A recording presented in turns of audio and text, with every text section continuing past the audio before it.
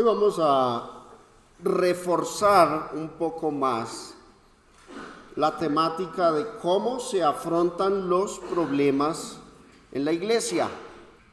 Por supuesto, como cristianos estamos llamados a evitarlos al máximo, pero tenemos que tener conciencia de algo, mis hermanos. Tarde o temprano los problemas van a llegar en una congregación. Siempre los habrá. Y algunos se preguntará, ¿y por qué? ¿Por qué tiene que suceder esto en las iglesias del Señor? Ocurrió en las iglesias del primer siglo, las iglesias de la Biblia. Cuando leemos las cartas del apóstol Pablo, todas estas iglesias saturadas de problemas, de dificultades, de adversidades. Alguno se preguntará, bueno, pero si hay hermanos en la congregación que llevan años, ¿por qué? ¿Por qué se presentan conflictos, problemas? La respuesta es sencilla: siempre habrá carnalidad. Todo recién convertido es salvo, pero está en un estado de niñez espiritual. Es aún carnal. Y son los más plausibles a generar conflictos, problemas y desavenencias por su falta de conocimiento, y ahí juega un papel importante la paciencia de los que son maduros, la tolerancia de los que son ya avanzados. Y sin embargo, si hay cristianos de antaño que tienen conocimiento, pero no han fortalecido esa virtud de la paciencia y de la tolerancia, ahí está la mezcla. Un carnal y un hermano intolerante, habrá conflictos. Así que mientras la iglesia siga ganando almas para Cristo, esas almas entran en un estado de ¿qué? De inocencia espiritual, de niñez, carnalidad. No hay que tomar siempre el término carnalidad de manera negativa, como si fuera un pecador empedernido. No, es su condición por la falta de conocimiento. Entonces siempre habrá problemas. Por eso es que 1 Corintios 11:19, y quiero que observen esa frase que está resaltada, porque es preciso, se requiere, dice otras versiones, que entre vosotros haya disensiones para que se hagan manifiestos. Ese término manifiestos, del griego phaneroo, que significa brillar, resaltar, para que resalten, para que se manifiesten entre ustedes, los miembros de la iglesia, los que son aprobados delante de Dios.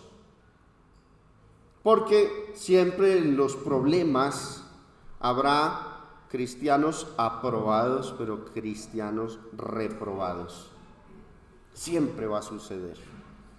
1 Corintios 11:19, entonces lo que nos muestra es que los problemas en una congregación siempre se van a dar.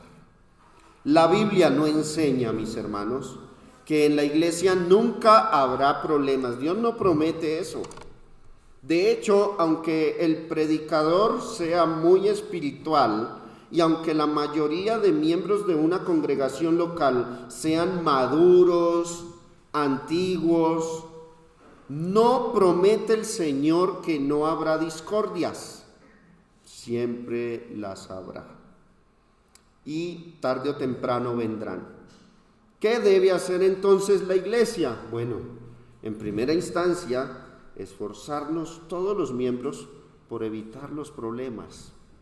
Entre más podamos evitarlos con nuestros hermanos, confrontaciones, roces de palabras, indiferencias, entre más podamos evitar esto, mejor.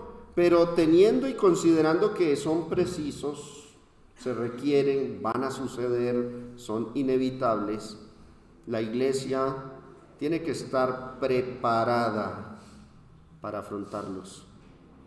Tiene que estar preparada. Siempre, o por lo general, nos enfocamos en evitarlos, pero una vez llegan, no sabemos cómo resolverlos. No sabemos cómo comportarnos y afrontar las desavenencias en una congregación.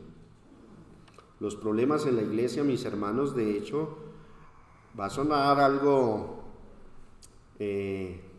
no muy agradable, pero es lo que dice este texto, son necesarios. Ahora, no que porque sean necesarios, entonces fomentémoslos, no, son necesarios por la razón que dice el pasaje. Cuando dice es preciso, también hay Biblias que traducen es necesario. ¿Por qué son necesarios? No porque a Dios le agrade que los cristianos, sus hijos, tengamos problemas y desavenencias. No porque a los hijos de Dios nos deleite estar peleándonos los unos con los otros, jamás, no por eso. Sino porque en los problemas es donde se ven los verdaderos fieles. Es ahí, en las dificultades. Como el dicho coloquial que dice que en los malos momentos es donde se ven los verdaderos amigos. También aplica acá. En los problemas es donde se manifiestan los que son aprobados. Ahí es donde se hacen notorios. Cuando la discordia llega a la iglesia, en realidad está llegando un periodo de prueba también. Tengamos en cuenta que el Señor a los que ama azota, disciplina y pone a prueba.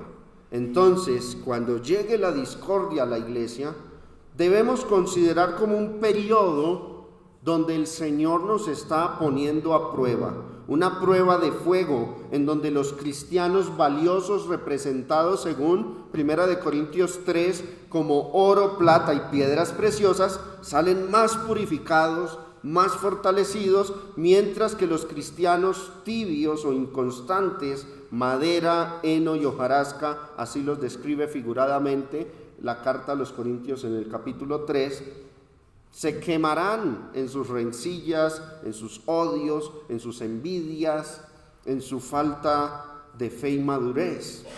Así que el propósito de este estudio, mis hermanos, es preparar a la congregación para que sea sabia y madura a la hora de afrontar cualquier problema. Y hagámonos la pregunta: causas de los problemas. ¿Cómo y por qué se originan los problemas en una iglesia? ¿Por qué llegan? Hay varios factores. En primer lugar, carnalidad. Carnalidad de los cristianos. Oído, la carnalidad puede ser considerada pecaminosa dependiendo de las circunstancias. Un recién convertido por naturaleza es carnal. Yo apenas me bautizaron, yo era carnal. Todos somos carnales en cierto grado. No significa que estás en pecado y que te pierdes y que por ser carnal eso significa que tu alma se pierde, porque entonces sería una contradicción: recién convertido, recién bautizado, a la vez perdido. No, es carnal porque sencillamente no se ha formado en él ese Cristo, ese ser espiritual que va ayudándole a despojarse del viejo hombre y de todas sus mañas y sus comportamientos. Entonces entra en una etapa, en un proceso de cambio de lo carnal a lo espiritual, transformados de gloria en gloria, 2 Corintios 3:18. Pero ese solo tiene, por decirlo de cierta forma, la excepción, la excusa. Pero aquel que lleva años en una congregación y todavía es carnal, a ese el Señor sí le reprocha su condición. Y ahorita lo vamos a ver. Entonces, observemos, hermanos, que los pleitos entre hermanos generalmente son el producto del carácter carnal de los miembros de la iglesia. 1 Corintios capítulo 3, versículo 3, que dice: porque aún sois carnales, pues habiendo entre vosotros celos, contiendas y disensiones. ¿Qué pregunta? ¿No sois carnales y andáis como hombres? Cuando una iglesia tiene líos y problemas, ¿cuál es la respuesta más sencilla que nos arroja la Biblia? Eso es carnalidad. Carnalidad. Hay que trabajar en ella. No es de escandalizarnos, que es la reacción primaria que tienen muchos. ¡Qué escándalo! ¿No? Observemos, analicemos de dónde proviene la carnalidad. Es un hermano recién convertido, tengámosle paciencia, soportemos sus flaquezas, es lo que nos dice la Biblia, hablemos con él, instruyámosle con amor. Es un hermano que es de antaño en la congregación, pero todavía no ha podido cambiar, exhortémosle, mostrémosle que hace rato debe haber superado esa condición de su carácter, pero siempre con amor y con miras a restaurar. Pero indiscutible es que los problemas en la iglesia es carnalidad. Esto no se puede negar. Jesucristo dijo cómo se deben tratar las diferencias entre los hermanos. Un texto o textos muy famosos, muy conocidos por todos, pero que poco se ponen en práctica. Hay textos en la Biblia muy famosos, ¿cierto? Y que cuando uno los lee poco se practican. Paréntesis. Romanos 16:16. Las iglesias de Cristo. ¿Cierto? Cuando hablamos con los sectarios y nos dicen, ¿dónde está tu iglesia en la Biblia? Muéstramela. ¿Cuál es el texto? Romanos 16:16. Las iglesias de Cristo os saludan. Pero la primera línea de ese texto, ¿qué dice? Saludados los unos a los otros. El ósculo santo no es regla, ¿no? La palabra ósculo significa beso. No es ley que se tengan que saludar con beso, pero en la cultura hebrea y en la cultura greco-romana el saludo del beso era el saludo más entrañable, de más familiaridad. El punto es que nos saludemos con ese amor fraternal los unos a los otros. Texto muy leído, y yo pregunto, ¿sí lo practicamos? Hay textos muy famosos que poco se ponen en práctica. Y este es uno. Mateo 5 del 23 al 24. Por tanto, si traes tu ofrenda al altar y allí te acuerdas de que tu hermano tiene algo contra ti, y nos preguntamos, ¿por qué mi hermano tendría algo contra mí? La respuesta más sencilla es, porque yo pequé contra él. En este caso, Jesús describe al que está pecando. Ese que está pecando, ese que ha ofendido a su hermano, tiene que dejar su adoración a un lado y ir y reconciliarse primero con ese hermano, y entonces podrá adorar a Dios. Esos son los pasos a seguir.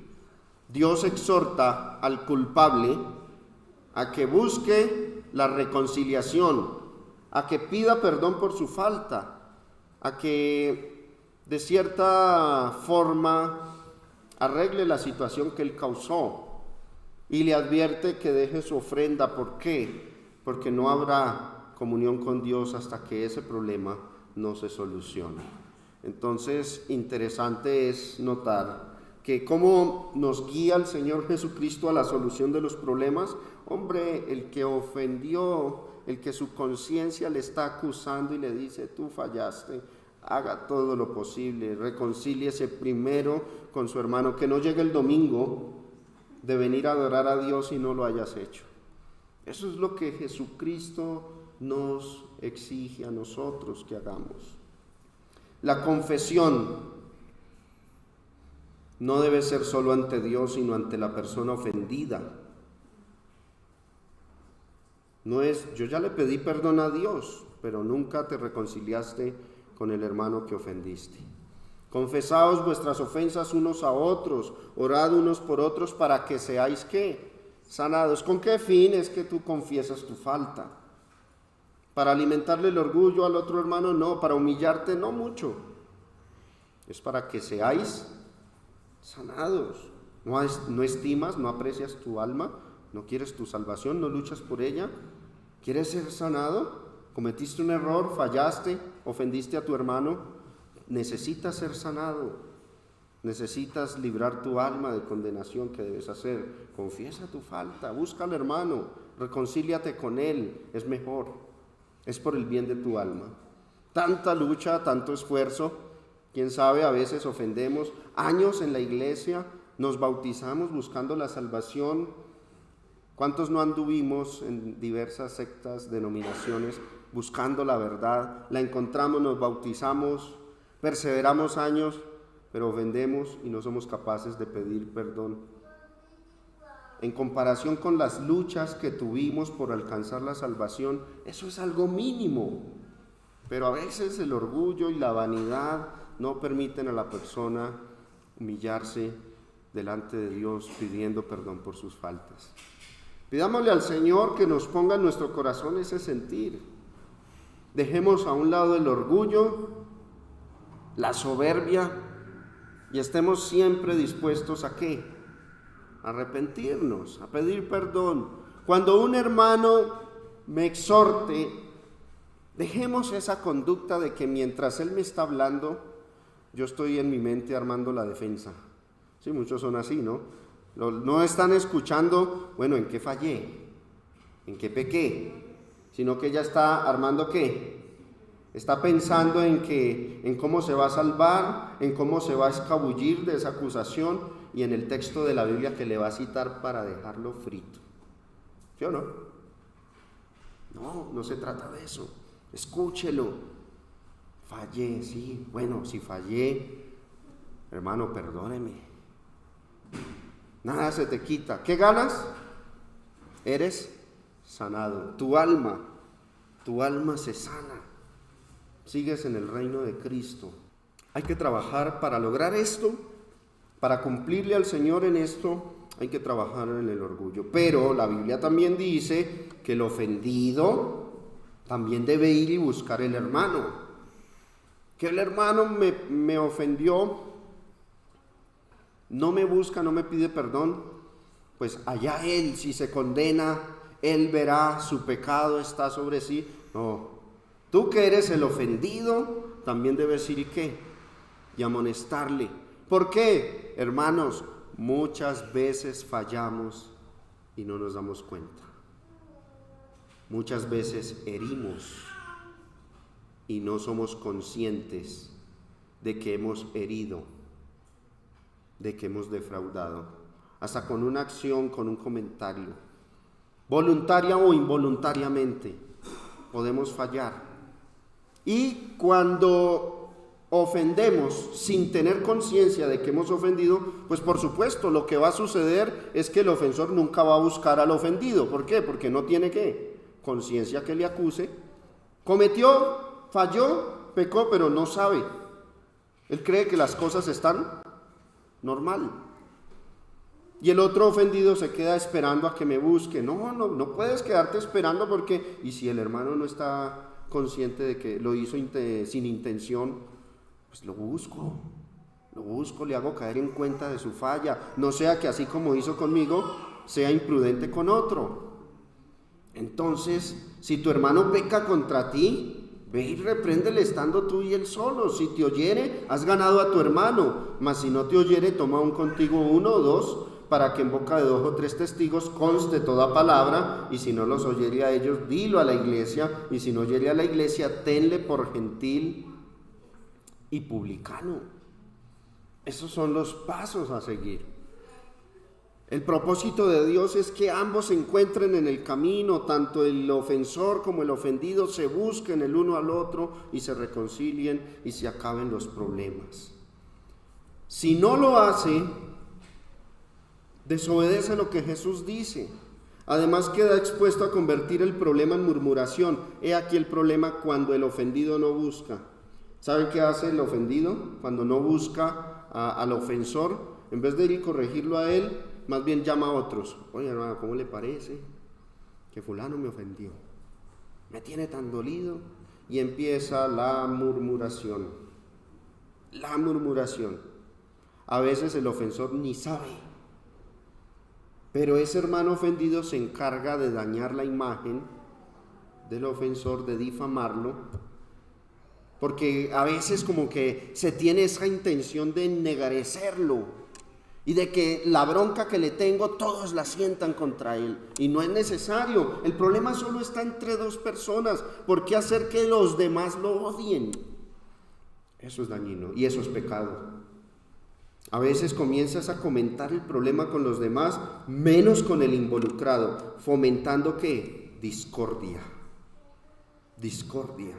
No es correcto hacer que los demás hermanos se enojen contra un solo hermano porque pecó contra una sola persona. El ofensor solo pecó contra un individuo, no contra toda la iglesia. Pero lamentablemente muchos ofendidos fallan porque quieren que los demás sientan el mismo rencor, quieren que todos lo odien, quieren que todos lo rechacen, y eso es odio.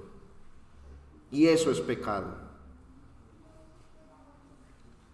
Si fuera correcto que los demás deben enojarse contra un hermano solo porque éste ofendió a otro, entonces Jesús no hubiera dado la indicación de corregirlo tú y él solos. Esas líneas sobrarían en la Biblia. El hermano que busca a su ofensor para corregirle está demostrando su confianza en la palabra de Cristo, de cómo debe arreglar los problemas, y aparte demuestra su amor con el alma del ofensor, porque al corregirlo lo que realmente está haciendo es rescatarlo de la condenación. Hermanos, si alguno de vosotros se ha extraviado de la verdad y alguno le hace volver, sepa que el que haga volver al pecador del error de su camino, ¿qué logra? Salvará de muerte un alma y cubrirá multitud de pecados. Es por el alma también de aquel hermano. ¿Cuál es el segundo mandamiento más importante? ¿Cuál es el primero? Y el segundo es semejante: ama a tu prójimo como a ti mismo. Así que les pregunto, ¿te gustaría que, habiendo tú pecado o cometido un error, nadie te redarguya ni te rescate? ¿Que te dejen morir tu alma? Apliquémoslo en términos terrenales. Si sufres un accidente, ¿te gustaría que nadie te ayudara? ¿Te extendiera la mano por tu bien? ¿Por qué causa se forman los problemas en la iglesia? Primero, por la carnalidad. Segunda causa, por los hermanos pendencieros. Y es que hay unos que les gusta, como que si no hay líos no está buena la iglesia. No, el pendenciero, el buscapleitos. Y hay dos clases de pendencieros. Hay dos facetas, y ambos son un peligro para la iglesia y la buena convivencia entre los hermanos, y ambos fomentan la división y la discordia entre los hermanos. Hay que trabajar en esa clase de actitud, el ser pendenciero. Hay dos rangos, dos extremos del pendenciero: el provocador y el que se victimiza. Ambos son pendencieros, generan pleitos. El uno porque es provocador de los problemas. Es ese que le gusta sembrar cizaña, que no se frena en sus comentarios cuando tiene la oportunidad de ofender de una, no lo duda. Y el otro es el que se victimiza. Nadie lo ofende, no hay problemas, pero él se los inventa y dice que todo mundo está en contra de él, generando discordia. Son dos clases de pendencieros. El provocador suele ser aquel hermano o hermana que no se mide en sus palabras, es grosero, es déspota, es soberbio en su trato con los demás, es ofensivo, hiriente, no mide la situación, imprudente, no tiene prudencia, no tiene ese fruto del Espíritu de Dios que es la prudencia. No se refrena, no razona antes de hablar, ni siquiera piensa qué es lo que va a decirle a los demás. A esas personas les falta ejercer dominio propio sobre sus palabras, sobre sus acciones, sobre sus pensamientos. Es grosero, y no siempre porque use malas palabras, sino porque su lenguaje es hiriente, es ofensivo. No sazona sus palabras con sal para que sean del agrado de los demás, no. Mateo 5:22 dice: pero yo os digo que cualquiera que se enoje contra su hermano será culpable de juicio, y cualquiera que diga necio, que es una palabra suave, a su hermano será culpable ante el concilio, y cualquiera que le diga fatuo, el término fatuo significa tonto, quedará expuesto al infierno de fuego. Palabras que puedan herir a nuestro prójimo debemos evitarlas. El pendenciero es déspota porque siempre quiere mandar, siempre quiere tener la razón. De Diótrefes dice, tercera de Juan: yo he escrito a la iglesia, pero Diótrefes, al cual le gusta tener el primer lugar, es soberbio, enaltecido, engrandecido, no nos recibe. Por esta causa, si yo fuere, recordaré las obras que hace parloteando con palabras malignas contra nosotros. Y no contento con estas cosas, no recibe a los hermanos, y a los que quieren recibirlos se los prohíbe y los expulsa de la iglesia. Es soberbio.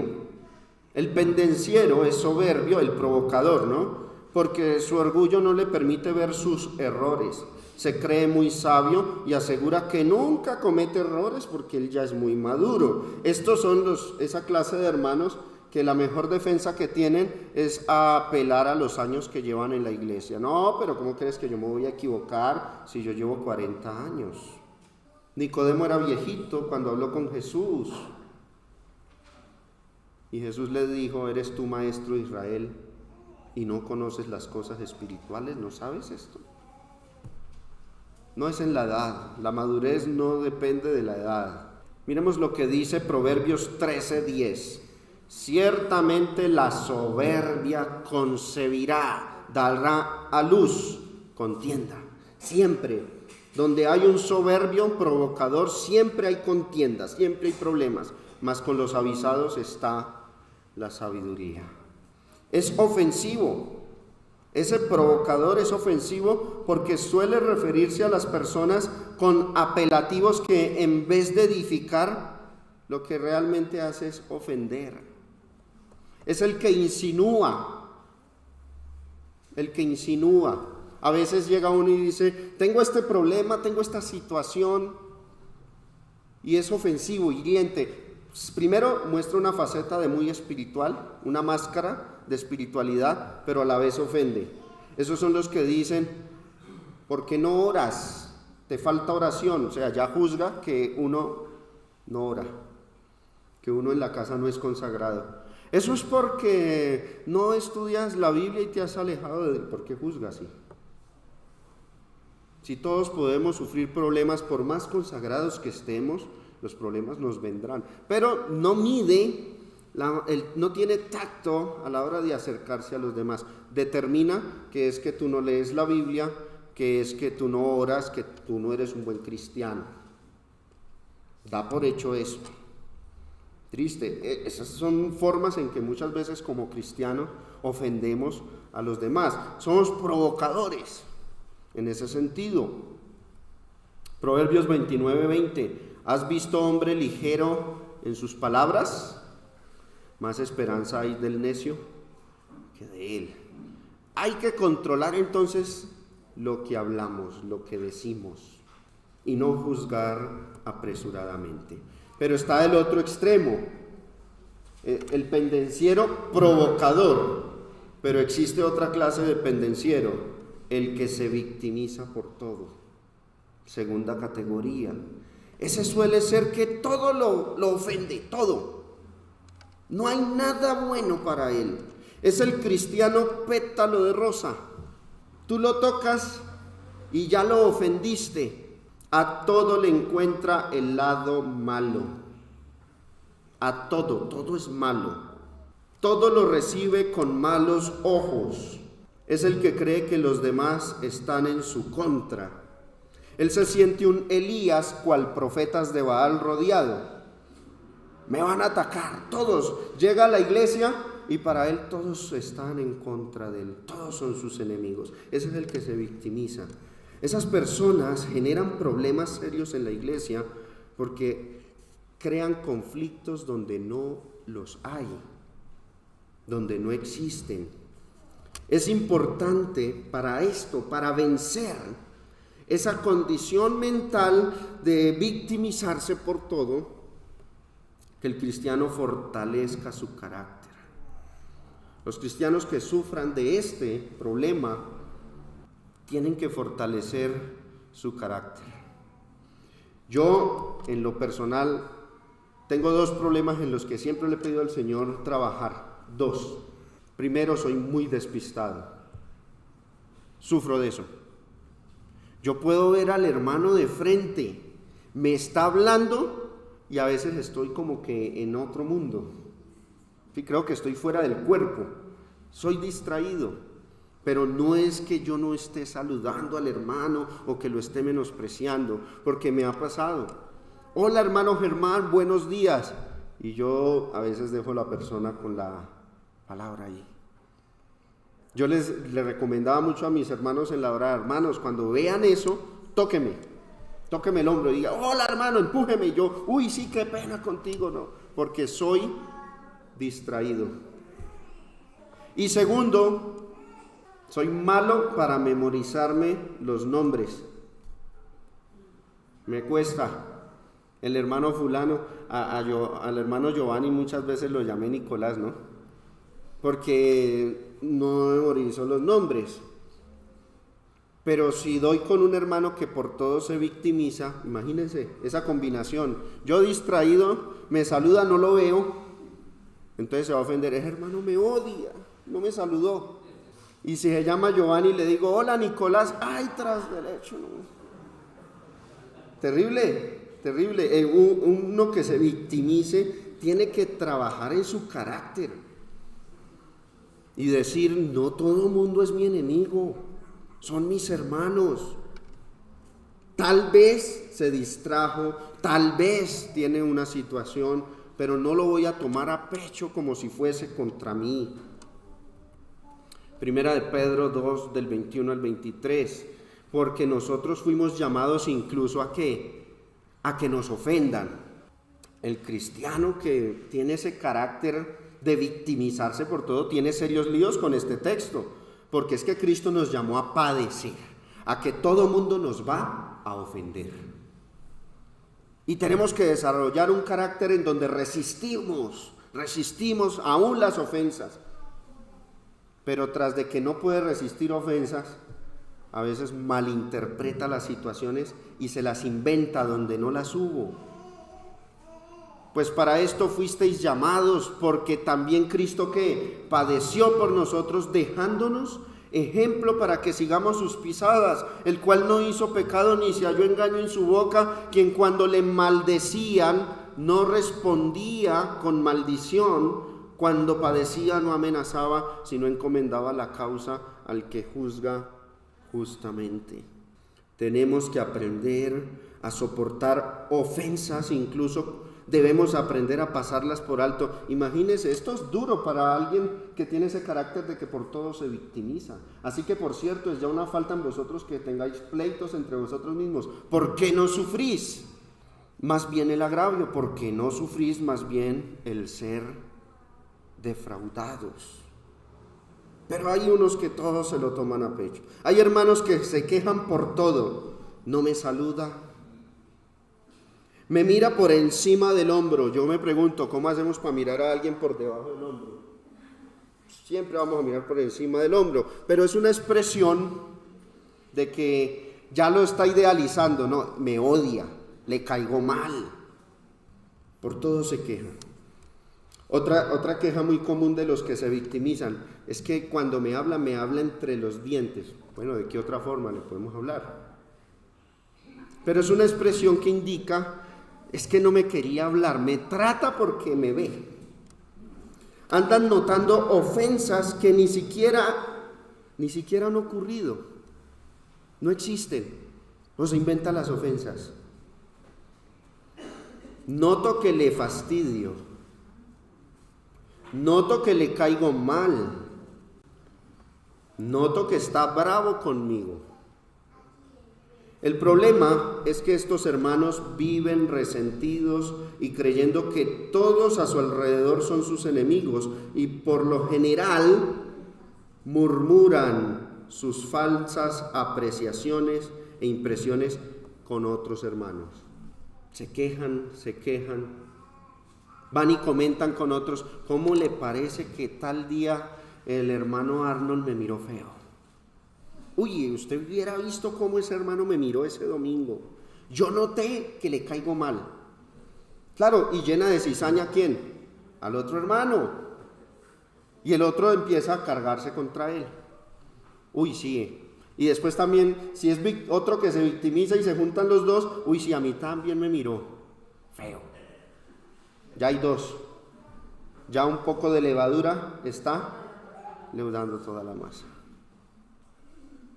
Cuando el hermano ha puesto que está ahí sano, sin darse cuenta de qué está ocurriendo, y aprecia a ese hermano, pero ya lo tildaron de que es así.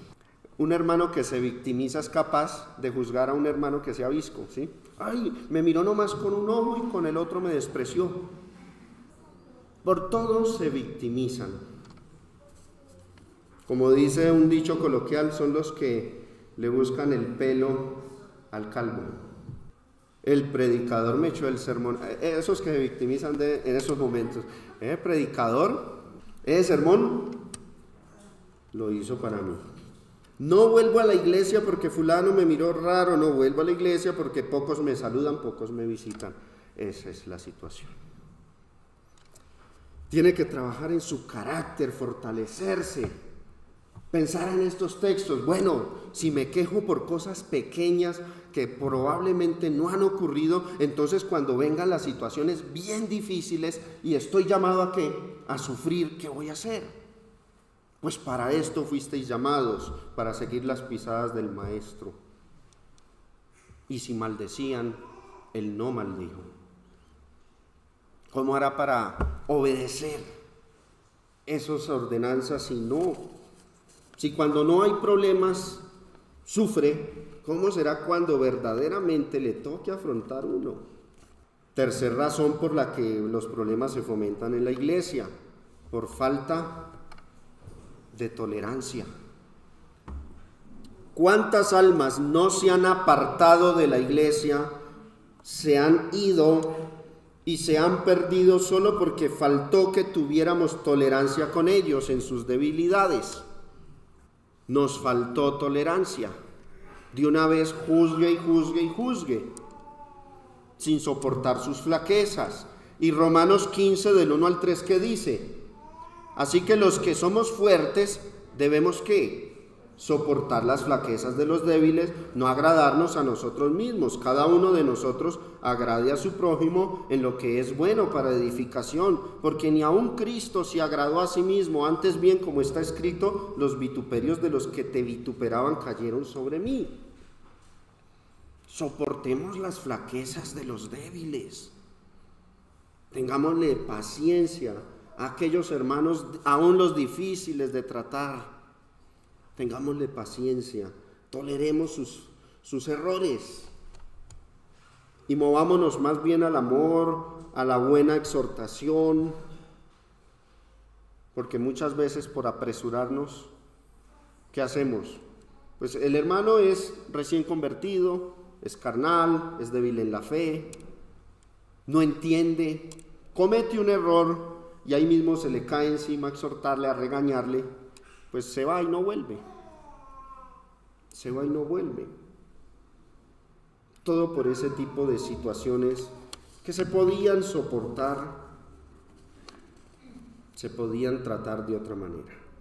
Es cierto que la tolerancia tiene sus límites en la Biblia, por supuesto, ¿no? El fornicario de Corinto no se podía tolerar por mucho tiempo, y cuando la iglesia de Corinto lo toleró, le dijo Pablo a los corintios: ustedes se han envanecido, no debieron más bien haberse lamentado. El pecador no se puede tolerar mucho, pero hay situaciones en las que sí hay que tenerle paciencia a ciertos hermanos, ciertas personas, y en el camino irlos exhortando y animando a pelear la buena batalla de la fe.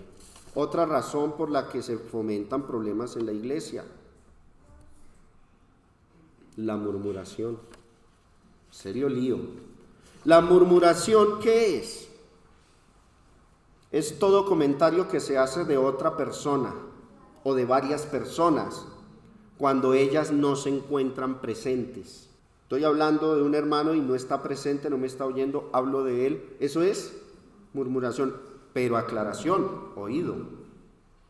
Hay una costumbre en algunos que no les gusta que sus obras pecaminosas salgan a la luz, y entonces, cuando se trata el asunto de corregir, apelan: murmuraron de mí. Pero lo que en realidad quiere es que no le destapen el pecado, porque el que anda en tinieblas no quiere ir a la luz. Así que vamos a hacer una aclaración sobre este asunto de la murmuración. Sí, murmurar es hablar de cualquier persona cuando ella no está. Eso es murmurar, pero no siempre es mala. No toda murmuración es pecado. ¿Cuándo no? No es mala cuando los comentarios se hacen para halagar a la otra persona. Lucas 4:22. Todos daban buen testimonio de Jesús y estaban maravillados de las palabras de gracia que salían de su boca, y decían, murmuraban: ¿no es este el hijo de José? ¿Estaban hablando mal o estaban hablando bien de él? Ahí no hay pecado, ahí no hay lío, no hay problema. Elogiar, hablar bien de otro hermano es murmurar, pero no es pecado, porque estás hablando bien de él. Segundo, no es mala cuando se hace para tratar de solucionar un problema, buscar consejería con otros, para edificar o para tomar algo como ejemplo a seguir. Esto siempre y cuando, oído, la intención del comentario sea para resolver y edificar, y no simplemente hacer comentarios satíricos o malintencionados o que dejen cizaña y no edifiquen. Cuando se habla de otras personas, pero con el fin de arreglar una situación, ahí no es pecado esa murmuración. Y si no, los de Cloé estaban en serios líos, porque dice 1 Corintios 1:11, he sido informado. ¿Quién le habló a Pablo de los corintios? ¿Quiénes? Acerca de vosotros, acerca de los de Corintio. ¿Quiénes? Los de Cloé, que hay entre vosotros contiendas. Y no vemos que el versículo que sigue diga, y a los de Cloé les digo que dejen de murmurar. No, porque los de Cloé informaron una situación que ameritaba corrección en la iglesia de Corinto, era necesario informarle, y no, entonces no puede ser ¿qué?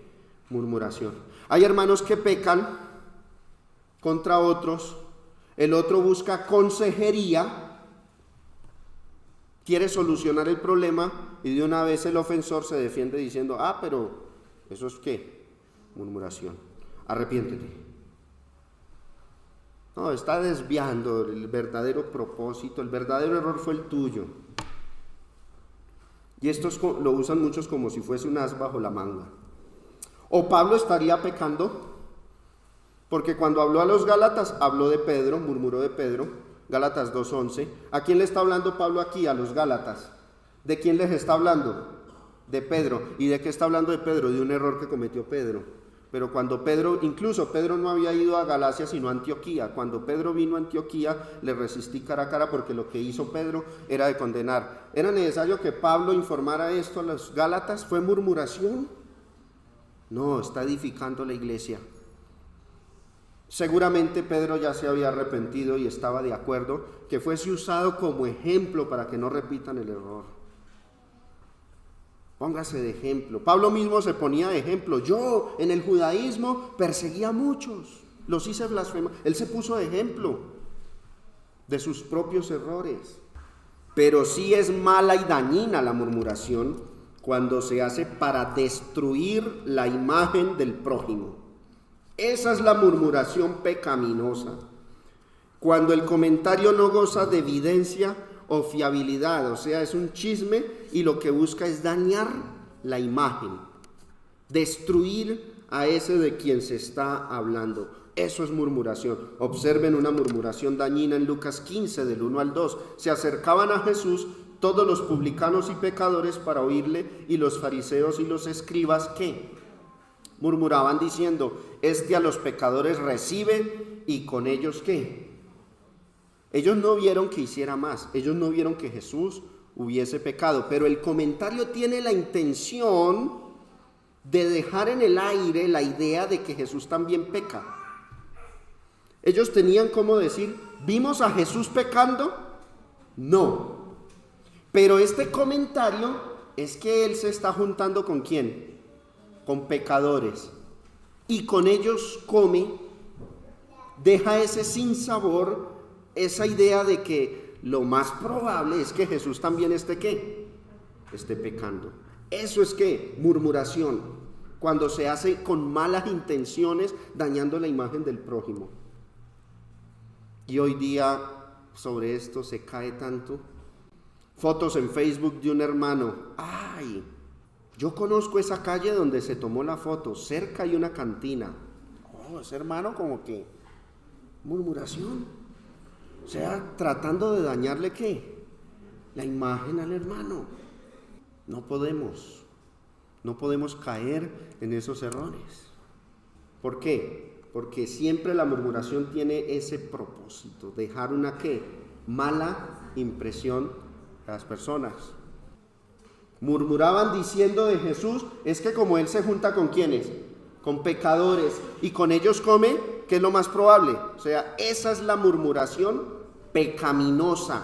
Se basa en una suposición, en donde no hay evidencia, pero tú supones. Le falta una parte a la película y tú se la pones. Y malintencionada. Esa murmuración es totalmente pecaminosa y genera problemas en las iglesias.